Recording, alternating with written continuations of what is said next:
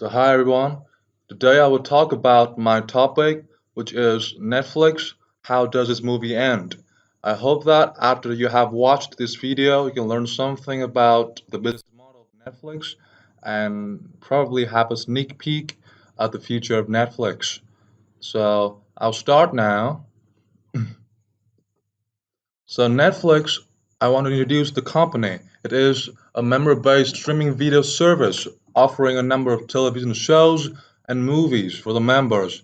And it has lots of sections, including comedy, drama, children, documentary, and original programming sections.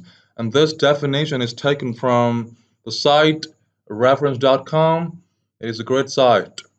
But before it is very successful today, Netflix has a long history.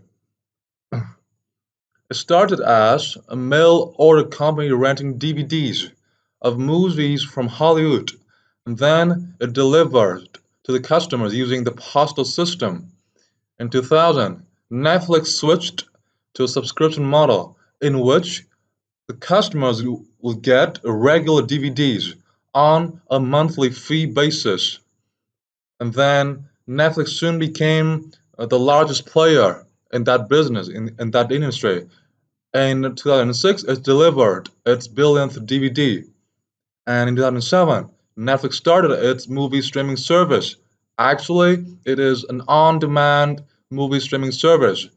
And by now, 2016 actually, Netflix has become the largest US movie and TV series streaming service and probably worldwide as well.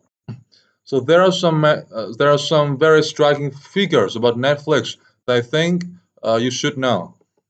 So Netflix is available in more than 190 countries. That is almost everywhere, basically everywhere. And today it has about 83 million paid subscriptions worldwide, and of which 47 million comes from the United States, its home country. No surprise.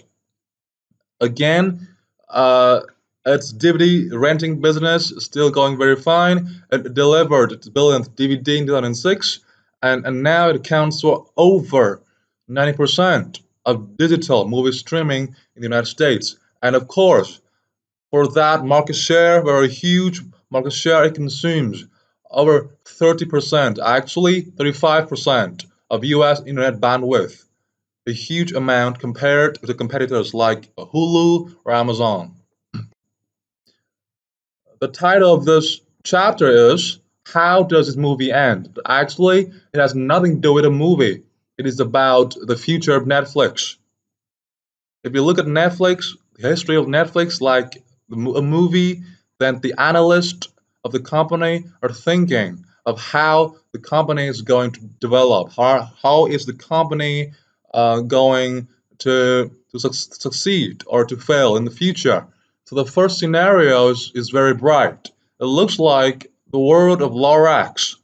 Movie Lorax, very beautiful, very funny, very happy, and it is very happy.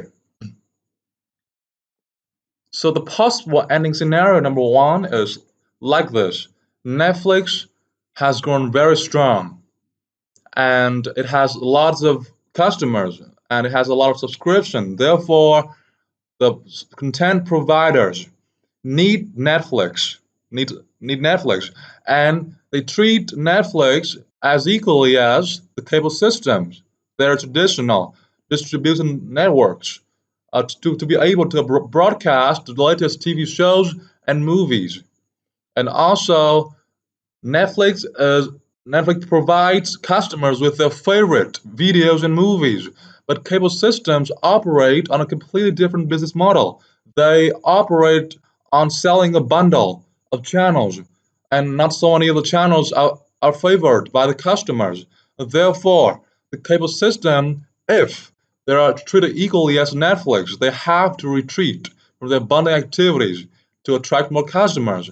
And also, Netflix further challenges these networks by producing their own content as they have already done. Okay, in this business, movie and TV series business, there are two ways to make money. One is to create the content, one is to create the the movies, the TV series, and sell them to the potential customers, like networks, like Netflix. The other way is to distribute these movies or to connect the content provider and the customers. And Netflix used to be the second option. It used to choose the second option, but now it's doing both. It's doing is doing both distributing movies and TV series, but also is also creating its own TVs and movie series, such as the very famous House of Cards and Orange is the New Black. But in order to come to the scenario, to this ending, very happy ending, of course, there are many challenges, there are many obstacles. It's not very easy. The first obstacle is the cost of content is rising very quickly. The old contents rose in price, and one example is it is one very strong example is Netflix used to deal with Starz cable network for some very attractive movies and TV series for just $30 million in 2008. But when the contract expired, Netflix wanted to renew the contract, and Starz said, "No, we don't want 30 million. We want 300 million US dollars for a renewal of the contract." And the price rose by almost 10 times, and that's a huge amount of money. And currently, Netflix is reported to have been paying a lot of networks for the content, and total amount is like about $8 billion a year. And that is a huge amount. And when we talk about new contents, they are also very expensive. The House of Cards are very well known, very favored series of Netflix. It cost Netflix 4 million per episode. And Mad Men, even an old series like Mad Men, cost Netflix 1 million per episode, and still these new things, these new contents are very expensive, still very expensive compared to the old content. The second challenge to come to the final scenario is the powerful competitors in the industry or in the United States. So Netflix has been very successful, and of course, the phenomenon of Netflix drew attention from big players like Apple, like Google and Amazon. The problem is these players, these businesses, these companies are not only very successful, they have a large audience, they have great branding like Apple, like Google, and also they know about the customers. And the most important thing, they have very big budgets. One fact is Apple holds $145 billion in cash. That's a huge, like a giant amount. And HBO, even though HBO operates on a different business model, it has over 35 million cable TV subscriptions, a really large audience and a lot of customers, and they have great customer insights.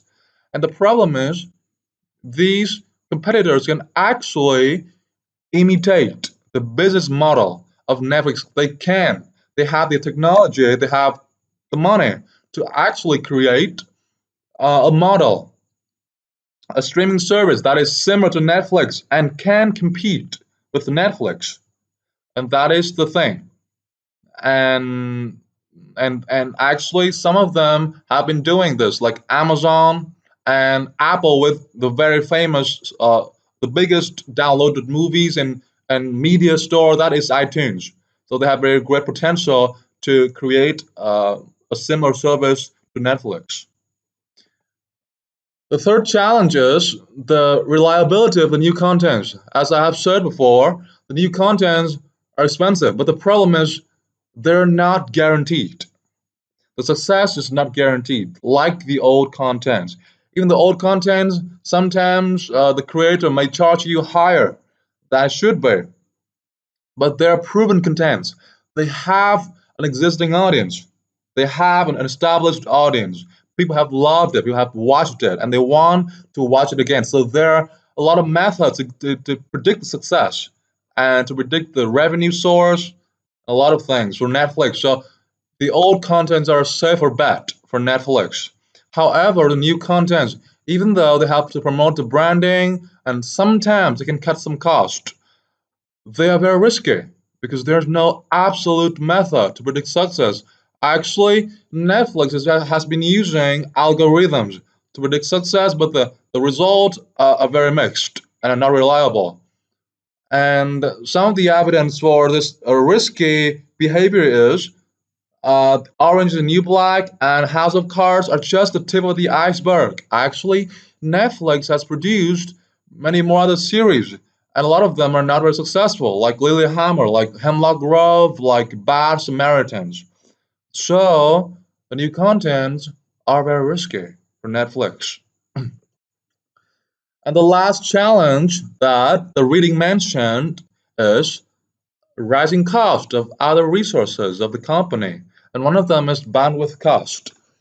For years, and since inception, Netflix has been hiding under net neutrality. Net neutrality. That means they actually paid less for what they used. But since 2014, a U.S. court, ruled out that they can no longer do that anymore. And actually, bandwidth provider, can actually charge more for heavy users like Netflix, like Google. And actually, Netflix assigned agreements with ISPs to pay several $1 million a year for better connection as a fee in bandwidth speed. And the same thing is happening to heavy users of bandwidth like Google, like other Silicon Valley giants. And of course, this rising cost is going to affect the price that it offers the customer, and also negatively affect the revenue or the profit of the company, or the competitiveness of the company. So if Netflix cannot overcome all of these challenges, Netflix cannot overcome the rising cost of contents, of bandwidth. They cannot compete with the competitors. They cannot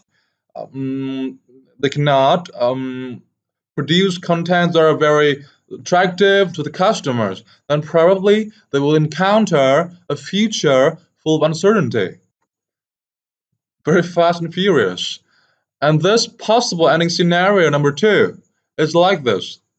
The business model of Netflix can be imitated. This is a true possibility. This is a very real possibility. And Apple, Google, and Amazon, with their high budget and technology, of course, they are technology companies. They're fully able to create a very competitive streaming service like Netflix. And another thing is, Netflix maybe does not scale. The costs rise faster than the revenue. So the profitability of the company is questioned.